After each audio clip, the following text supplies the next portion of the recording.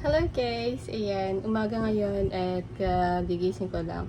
Ayan, napansin ko natanggal na yung langib sa sugat ko. So, ayan.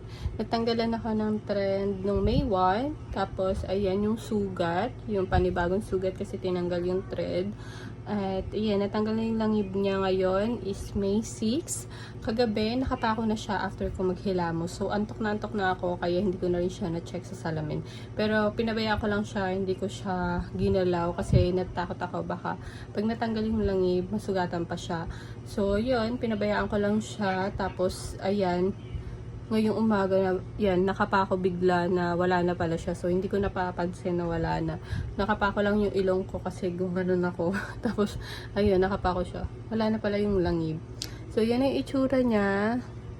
So, lalagyan ko siya ng scar cream para hindi siya magpeklat. Tsaka mabilis mawala yung pamumula.